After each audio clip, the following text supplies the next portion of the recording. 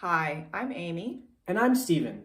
I was diagnosed with chronic myeloid leukemia, CML, in 2011. I experienced a lot of different side effects from my treatment, which was an oral chemo pill called Tasigna, or nilotinib. So Stephen also dealt with some mental and emotional side effects from being diagnosed and also his treatment. So there was a lot of anxiety, of course, when Stephen was first diagnosed with CML. There was a lot of uncertainty. Yeah, I think the first thought was when you hear cancer is, I'm going to die, and I pictured my family around my deathbed, and, that's not a pretty thought. But, I knew something was wrong before the official diagnosis. I was having bruises, weeks before. Once I found out that there was a problem, I reached out to family and friends who were doctors, and they definitely helped us and put us at ease and said that based on, preliminary information that it might be CML, which has good treatment options. It was definitely nerve-wracking in the beginning.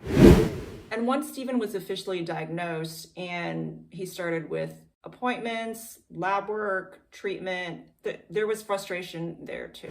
Yeah, I think for the most part, it's like, I don't want to do this. I mean, I was having labs, every few days the first week, and then once a week for the first month.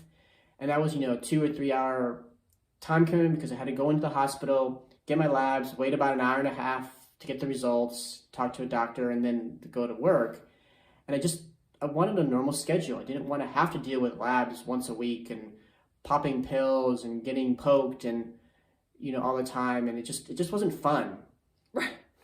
It is the opposite of fun. Yeah. And, for sure. I wanted normalcy back. I didn't want to have to be on this schedule of, all this doctor stuff.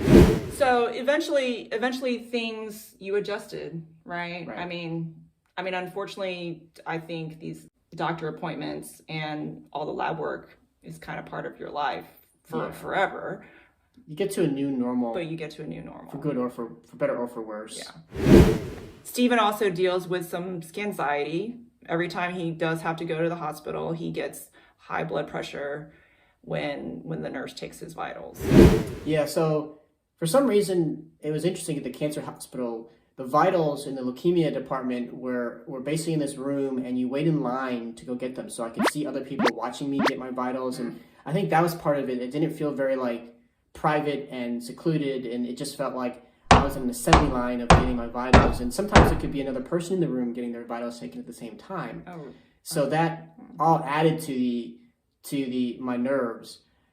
Eventually, I was put on metoprolol, which is a beta blocker that helped lower my blood pressure. But I also took my blood pressure at home, and that was normal. And so at least I could go into the hospital knowing that, hey, I took it this morning and it was fine. So it's really just what's going on here in the hospital. Even though the number was way high at the hospital, I had some comfort in knowing that it was low at home and not as big a deal. Okay, so how high would it get in the hospital? I mean, there were times it was 160 over 80, and they would look at me like I'm crazy. I'm like, well, I feel fine, and I took it this morning at home, and it's fine. And so I don't know. I think it was just the setting and the room I was in, and the fact that there was someone else there, or the fact that I knew it was going to be high, made it high when I got there. But I could go to my internist, and it would be normal, and I could take it at home and it'd be okay. So. Okay. Yeah, it's like white coat syndrome. White coat syndrome. The way Stephen dealt with things mentally and emotionally was to get educated. I read books, I got on message boards, I attended conferences, we listened to webinars from the Leukemia and Lymphoma Society. I just did everything I could to really understand the CML, and that helped me a ton. I mean, I met people online that were going through the same symptoms and situation, and you realize that you're not alone, and also you understand what does work and what doesn't work, and when to worry and when not to worry. And if there was worry, I knew in the beginning I could go onto the message boards and post a question, and there would be people that were on there that experienced it and be like, don't worry about that, this will go away, or do this instead. And that was ultimately one of the best ways that I learned to deal with the CML, is just to understand as much as I could about it. And it's really validating to hear just other people online tell you, yeah, it's totally nerve-wracking. It makes sense you're anxious. Definitely.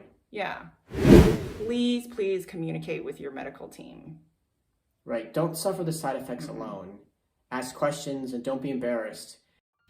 Speaking to your medical team is important because they can refer you to professional counselors and support groups to help you process your emotions.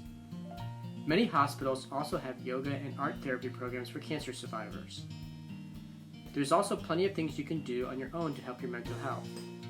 Listen to music, exercise, or if you're feeling too tired for that, just go outside and be in nature.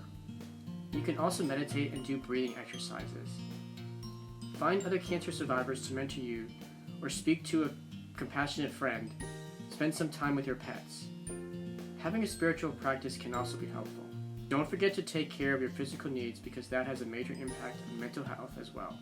Hydrate, eat nutritious meals, and get enough rest.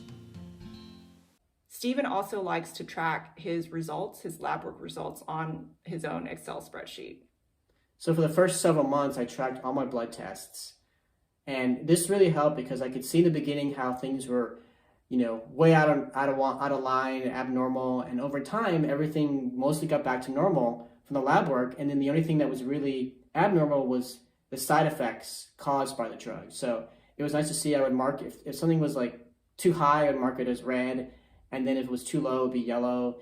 And then eventually all those colors started to go away as everything got back into alignment. And that was a good feeling. And showed me, taught me that, hey, this is working and you're getting better.